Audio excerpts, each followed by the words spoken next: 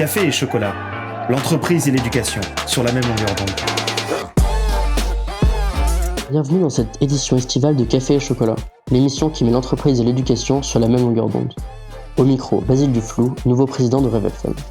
Aujourd'hui, nous vous proposons un café et chocolat littéraire. Le français lise-t-il encore ? Y a-t-il une recette secrète pour écrire un best-seller ? Pourquoi lire à l'heure de TikTok et Netflix ? Pour tenter de répondre à ces questions, Laurent Sexic, célèbre auteur contemporain, qui a notamment écrit Les Derniers Jours de Stefan Zweig ou encore Le cas Edward Einstein, nous fait l'honneur de venir sur nos ondes. De la peur de la page blanche jusqu'à la publication d'un best-seller, Laurent Sexic nous dévoilera les dessous de l'écriture d'un livre et nous donnera aussi son avis d'écrivain sur le monde littéraire actuel.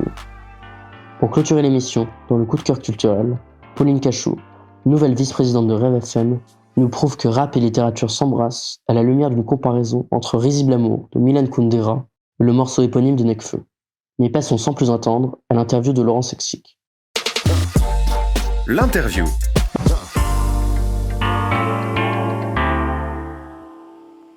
Bonjour Laurent Sexic, nous sommes ravis de vous accueillir pour le 12e épisode de Café et chocolat. Comment allez-vous ? Alors ça va bien, en ce mois de juillet un peu chaud, mais ça va bien. Interne des hôpitaux de Paris en 1986, vous êtes ensuite devenu radiologue dans une clinique du 5e arrondissement, puis assistant des hôpitaux à Paris. Ayant toujours apprécié écrire, vous avez peu à peu décidé de vous consacrer pleinement à la littérature pour devenir écrivain. Vous êtes aussi dramaturge, scénariste de bande dessinée et avez même coécrit avec Laurent Delahousse un documentaire, Chaplin, la légende du siècle, en 2014. De plus, vous animez actuellement une émission tous les dimanches à 13h15 sur France Inter, et ce, de juillet à août. Vous vivez aujourd'hui entre Paris et Nice, ville où vous êtes né. Donc, comme annoncé précédemment, vous avez eu en effet une carrière originale, médecin puis écrivain. Avez-vous toujours voulu écrire ou est-ce que ce sont vos études de médecine qui ont fait naître en vous ce désir d'écrire ? Oui, j'ai toujours voulu écrire d'abord, depuis l'âge de 15 ans, ou même avant. Je crois qu'à 10 ans, j'écrivais des poèmes et je les faisais passer dans la classe pour qu'ils soient notés. Donc, et en plus, j'avais de très mauvaises notes, parce que j'ai retrouvé ma mère avait gardé ce cahier de poèmes. Mais sinon, j'ai commencé à écrire des textes à 16 ans, à 17 ans, et ensuite, c'était je pense des poèmes au départ, et puis ensuite des romans, des histoires en fait, assez rapidement en terminale. Et puis en médecine, pendant toutes mes études, je crois que les études n'apprennent pas à devenir écrivain. Et même elles contrecarrent toute vocation artistique.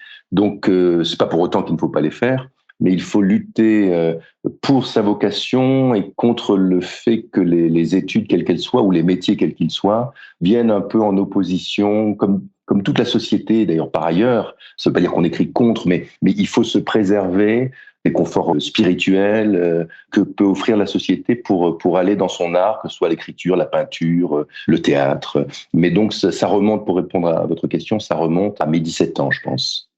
Quel est votre processus d'écriture ? Comment trouvez-vous l'inspiration finalement ? Alors l'inspiration, ça aussi ce sont des questions extrêmement difficiles parce que pour un écrivain, assez curieusement, ce n'est pas très compliqué d'écrire. Ça ne veut pas dire que ce n'est pas douloureux, et toute cette mythologie autour de l'angoisse de la page blanche n'est pas réelle, mais simplement c'est très naturel pour un écrivain d'écrire, comme pour un tennisman de jouer au tennis, comme pour quelqu'un qui est amoureux d'aimer. Et donc il n'y a pas de processus véritable, sauf qu'il faut se mettre à sa table de travail tous les jours. Et qu'en cela, évidemment, c'est compliqué, en cela, c'est difficile, parce que vous êtes en quelque sorte votre propre chef d'entreprise. Vous n'avez personne sous vos ordres excepté vous, et il faut commander à son inspiration, c'est vrai. Et la seule manière de commander à son inspiration, c'est de travailler énormément. Alors moi, mon processus d'écriture, pour répondre quand même à votre question, qui est vraiment sensée, c'est d'abord de lire des grands classiques. C'est-à-dire chaque jour, je me dis que je ne vais pas arriver à écrire, que je ferais mieux de reprendre la médecine. Et je me mets à recopier, en réalité, plus que lire, des poèmes de Baudelaire, des textes de Proust, Flaubert, l'éducation sentimentale, Philippe Roth, Stefan Zweig. Et je recopie, ça peut paraître totalement absurde, pour me plonger dans le bain de l'écriture. Et ensuite, par un processus qui est inconscient et qui se répète tous les jours depuis 20 ans, l'écriture vient, c'est un peu absurde de dire ça, mais l'écriture s'installe. Et je peux recommencer à écrire et à reprendre les pages de mon roman là où je l'avais arrêté la veille. Donc c'est en lisant qu'on devient écrivain. C'est très intéressant. Et vous avez déjà eu l'angoisse de la page blanche ou jamais du coup? D'une certaine manière, le matin, avant mais finalement comme tout le monde au bureau, j'imagine. Voilà, on est au bureau. Moi, mon bureau, c'est à la fois mon inconscient et mon conscient, puisque l'imaginaire de l'écrivain, là où il va puiser chacune de ses histoires, et le conscient de l'écrivain, c'est-à-dire là où il va puiser ses mots, c'est un peu différent. C'est dans ma tête. Mais donc, moi, j'ai plutôt, après ce processus-là, j'ai plutôt l'ivresse de la page blanche, c'est-à-dire que une fois cette période douloureuse d'incapacité à écrire surmontée, c'est pas que ça vient tout seul, c'est que le produit de mes réflexions, de mes lectures et de mon imaginaire fait que cela s'écrit sur mon ordinateur. Donc non, j'ai pas vraiment l'angoisse de la page blanche, curieusement. Et comme en effet, vous avez beaucoup écrit de biographies, est-ce que vous passez beaucoup de temps à faire des recherches avant justement de vous lancer dans l'écriture ou est-ce que vous les faites au fur et à mesure? Les deux, en réalité. C'est-à-dire que je n'écris que sur des personnages dont je connais déjà la vie et qui m'intéressent profondément. Ce sont à la fois des biographies, ce sont des romans, puisque je m'intéresse à un pan de leur vie. Les derniers jours de Stefan Zweig, c'était la fin de sa vie avant son suicide. Le cas Edward Einstein, c'est l'histoire de son fils schizophrène. Donc, ce que j'avais découvert en écrivant là une vraie pure biographie pour Gallimard sur Albert Einstein, j'avais découvert que son fils était schizophrène, était interné à l'hôpital psychiatrique pendant presque toute sa vie, et qu'Einstein, disons, ne s'était pas complètement occupé de lui. Et ça m'avait beaucoup surpris pour un type comme Einstein, que j'admire profondément. Et donc, j'ai à la fois, pendant que j'écrivais, je faisais mes recherches, mais j'avais déjà lu tout sur Albert Einstein, comme demain, en janvier, je publie un roman sur Franz Kafka. J'ai dû lire 200 livres sur Kafka, mais c'est pas seulement sur Kafka, c'est autour de Kafka, la période, les correspondances. Donc c'est un gros travail de préparation que moi j'assimile au travail de préparation de l'internat des hôpitaux ou bien votre préparation de l'ESSEC. Ces 2 années, moi je repasse le concours de l'ESSEC ou le concours de l'internat tous les 3 ans. Vous avez publié votre premier roman donc en 1999. À votre connaissance, est-ce que le paysage littéraire français a beaucoup changé depuis ces 25 ans? Il s'est complètement bouleversé.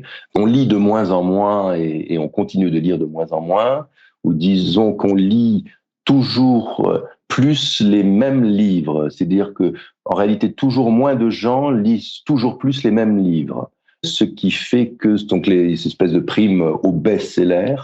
Moi, j'ai eu la chance que les derniers jours de Zweig, le Einstein soient des best-sellers, mais ça devient aussi compliqué que le cinéma, où de moins en moins de gens vont voir de plus en plus de films.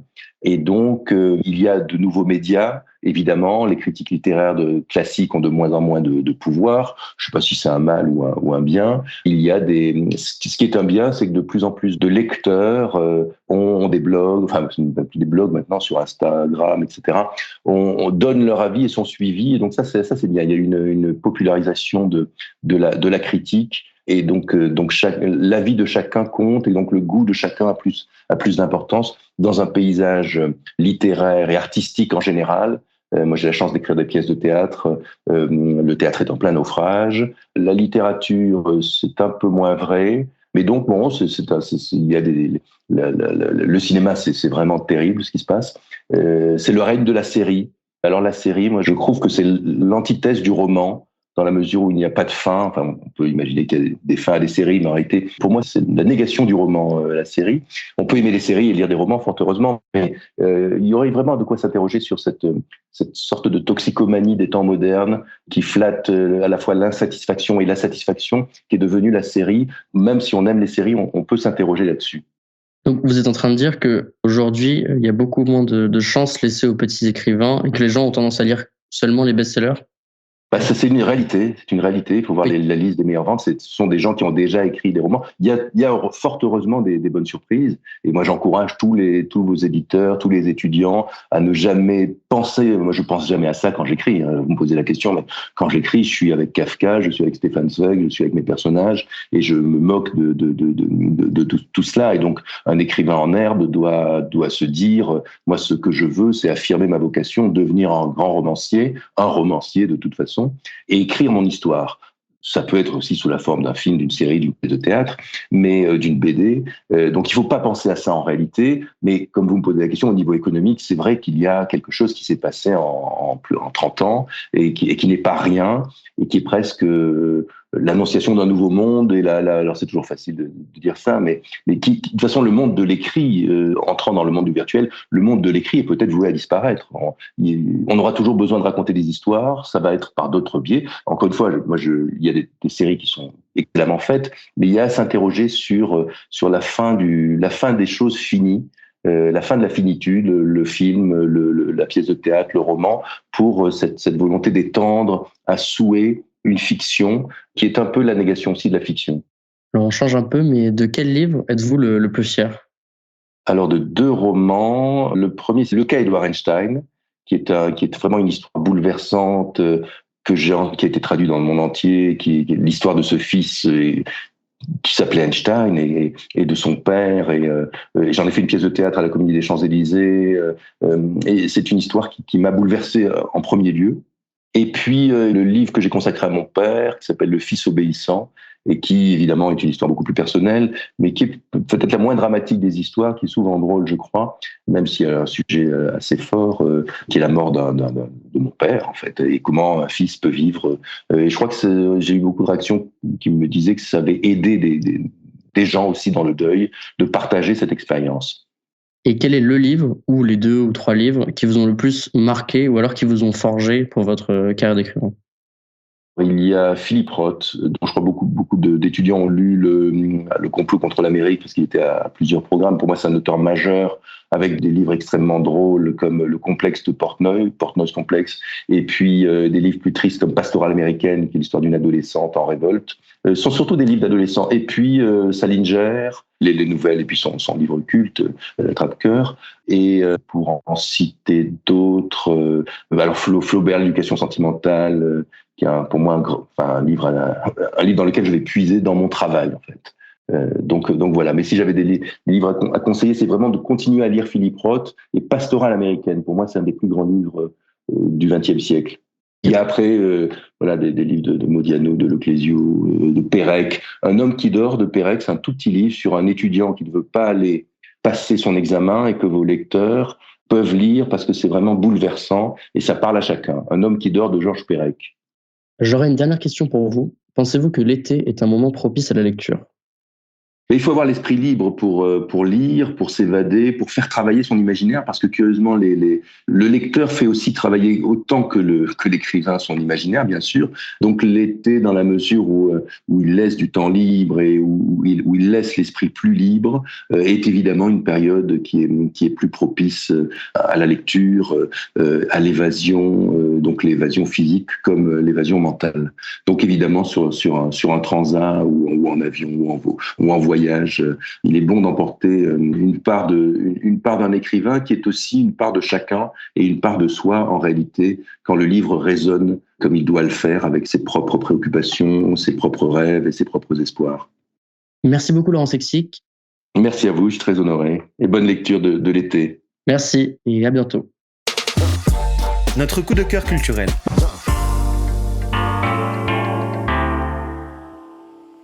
À la croisée de la musique et de la littérature, y a-t-il une place pour le rap ? Nekfeu est un des rappeurs les plus reconnus de la scène française et internationale. Sa plume travaillée et son utilisation fréquente des procédés stylistiques lui valent sa réputation de petit intello du rap français. Dans son premier album solo, Feu, sorti en 2015, Nekfeu a fait le choix de nommer 3 de ses titres d'après des œuvres littéraires. Martin Eden, roman de Jack London, Le Horla, nouvelle de Maupassant, et Risible Amour, recueil de nouvelles de Kundera. Ce dernier morceau a retenu mon attention et m'a amené à lire le recueil de Kundera, écrivain tchèque du XXe siècle, connu surtout pour son roman L'insoutenable légèreté de l'être. Risible Amour est une de ses premières œuvres et regroupe des nouvelles écrites entre 1959 et 1968. Il y parle d'amour, de désir, d'illusion et de désillusion, des thèmes dont l'influence se fait sentir dans le morceau de Nekfeu. Les 2 œuvres trouvent également des points communs dans leur structure caractérisée par une construction en partie bien définie, mais aussi leur style, notamment par leur narration au masculin. En revanche, Nekfeu choisira de rester plus personnel, là où Kundera jouera de la fiction. L'œuvre de Kundera est forte et savoureuse. Elle se construit sur une tension entre le comique et le tragique. Déjà le titre, Risible Amour, est presque un oxymore. Chaque personnage, chaque histoire, raconte la poursuite du désir avec tout ce qu'elle a de ridicule, grotesque et invraisemblable. Le masculin est incarné par des séducteurs inhabiles qui donnent à rire, bien loin du donjon traditionnel. La féminité, à travers l'œil de l'homme est-elle duale, manichéenne, douce et crédule ou sensuelle et séductrice.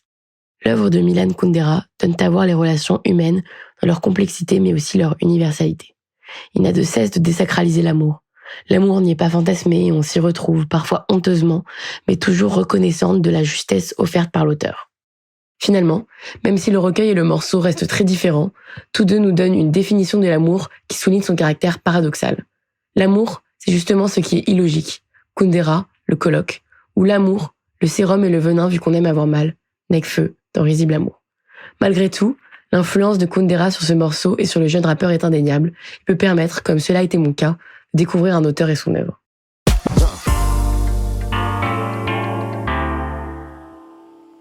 La dernière émission de la saison touche à sa fin après cette passionnante interview en compagnie de Laurent Sexic et une comparaison originale, captivante et même osée de Pauline Cachou entre Nekfeu et Kundera. Cet été, à la plage, à la campagne, ou tout simplement dans votre canapé, nous ne pouvons que vous conseiller de suivre les conseils de lecture avisés de Laurent Sexic, ou, pour les moins férus de lecture, de l'écouter sur France Inter tous les dimanches à 13h15. Exceptionnellement, nous nous retrouvons dans 2 mois pour notre prochaine émission le 13 septembre sur le thème de l'égalité des chances. Très bel été à tous. Café et chocolat, une émission de Radio KPMG et de Rêve FM.